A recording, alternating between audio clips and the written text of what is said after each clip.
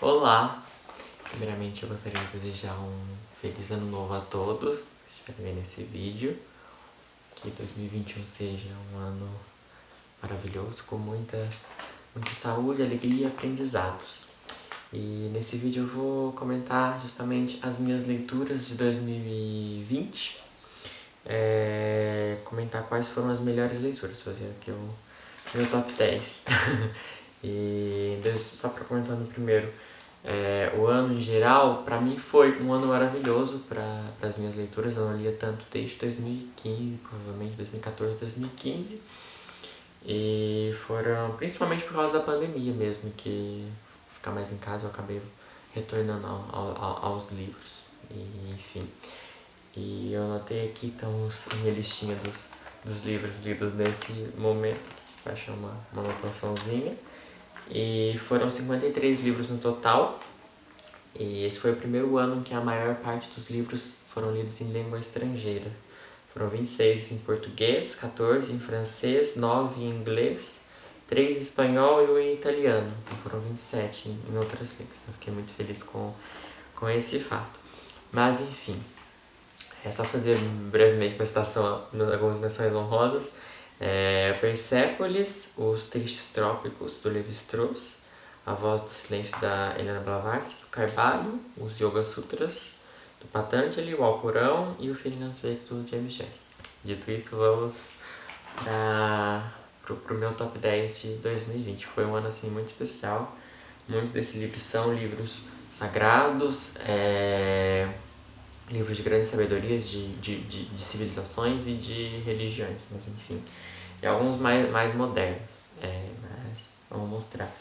Em 10º lugar, o Dhammapada, que é um livro budista, é um dos textos mais importantes do corpo do budismo. E, enfim, um livro eu li ele entre novembro e dezembro. Foi um livro com uma síntese de vários ensinamentos, enfim. Foi um livro fantástico.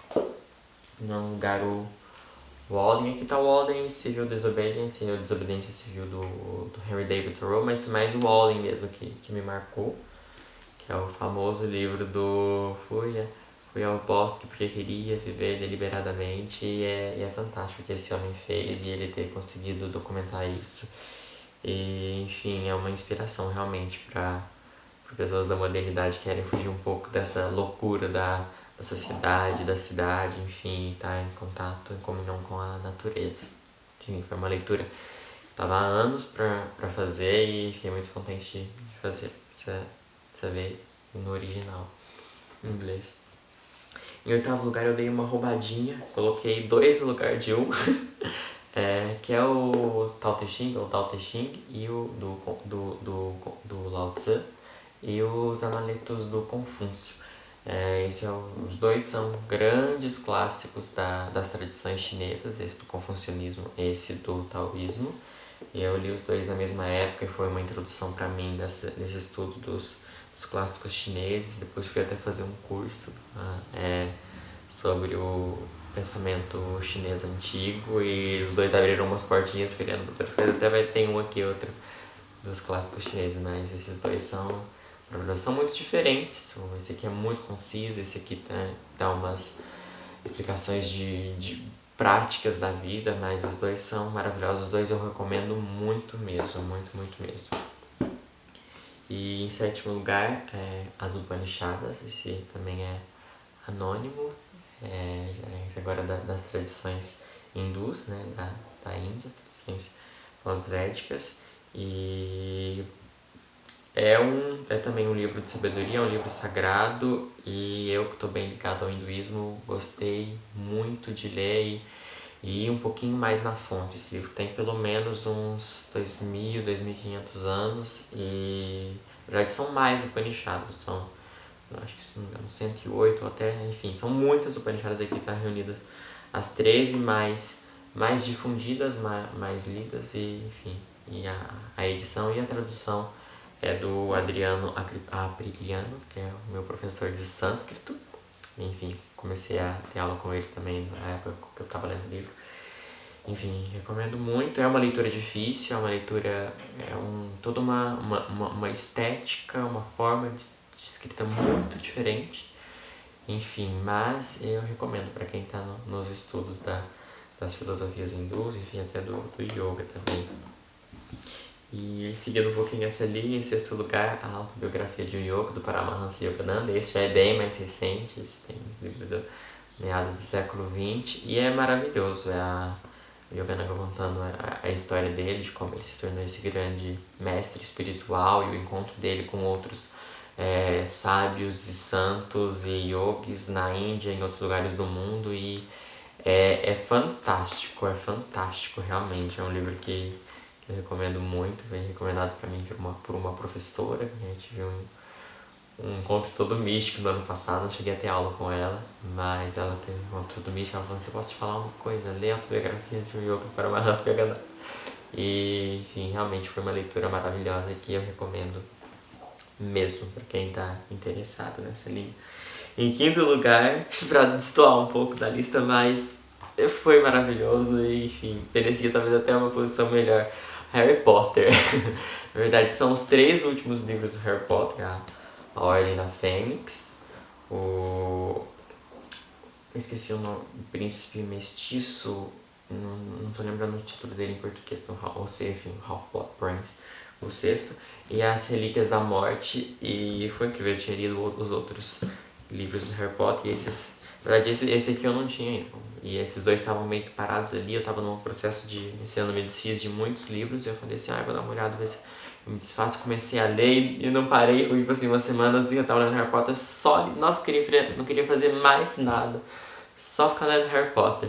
E até sonhava com Harry Potter, misturava as coisas, mas é realmente um livro muito bom, bem escrito. Eu tô atrasado, né, pra leitura deles, né, não li quando eu era mais jovem, mas é uma leitura que envolve muito, é um universo muito bem construído e, enfim, é realmente incrível o que essa escritora J.K. Rowling fez. Enfim, realmente merece todo o sucesso que teve com os livros, com os filmes. Enfim, é uma obra maravilhosa e foi uma leitura muito prazerosa. Em quarto lugar, outro clássico chinês, agora o I Ching. Esse aqui é pesado. Eu demorei quase 3 meses para terminar a leitura. Eu tinha plano de ler ele em uma semana. Quando eu comecei, eu falei: não vai ter como.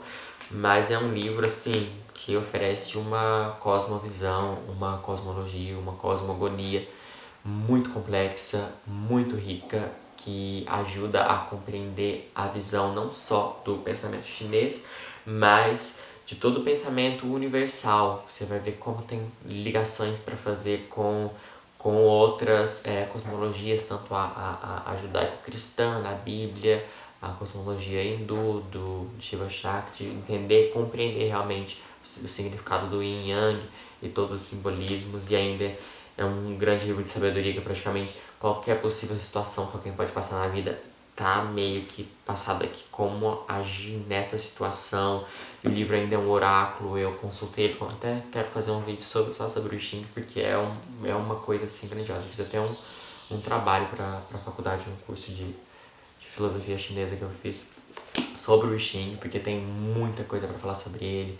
É realmente um oráculo. Você pode perguntar para ele algo que você deseja saber sobre passado, presente ou sobre o futuro, ele responde. E, enfim, é mais do que um livro, é um texto sublime e realmente construtor de civilização.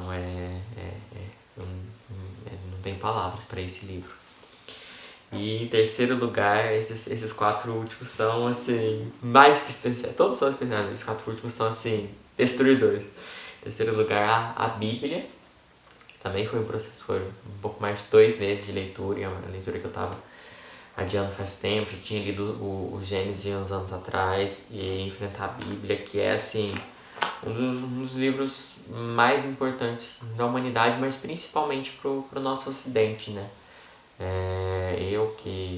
Não, provavelmente a maior parte das pessoas que estão vendo esse vídeo são nascidas num país cristão, e tem muita coisa nas profundezas da nossa sociedade que estão aqui E tem coisas maravilhosas, tem coisas que eu achei horrorosas, que não concordo, mas tenta abstrair, entender o simbolismo, entender o contexto histórico. A gente quer fazer também um curso sobre a Bíblia judaica. Mas é muito interessante ver que tem várias citações, várias histórias, várias frases mesmo que são muito conhecidas que estão aqui, ver na fonte, ver o contexto, enfim. E tive meu encontro também com Jesus, que é um ser realmente divino. E enfim, falei que depois de 22 anos finalmente encontrei Jesus, mas a Bíblia realmente, enfim, pra mim foi mágico ter finalmente tido esse encontro com esse livro que é tão importante, né? Em segundo lugar, A Queda do Céu, do Davi Copenau e do Bruce Albert, que também é fantástico. Esse foi o último desses livros da lista, foi o último que eu li, o último a entrar e entrou bem lá em cima da lista. É um livro do Davi Copenau, que é um indígena Yanomami, né, da tribo dos Yanomami na Amazônia. E é todo feito em conversas que ele fez com esse antropólogo francês, que é o Bruce Albert. E entra em contato com uma cosmovisão também única, que é desse xamanismo amazônico, e ver os relatos dele sobre iniciação no xamanismo, o encontro dos brancos, quando os brancos começaram a chegar lá, principalmente em alguns contextos de mineração, e como é uma relação toda problemática e, enfim, e há muita coisa ruim nisso. E ele também narra um pouco das viagens dele, que ele acabou se tornando um grande representante dos Yanomami e dos indígenas em geral, né, principalmente da Amazônia. E ele viajou para o Brasil, foi para outros lugares do mundo, Nova York, Paris, enfim.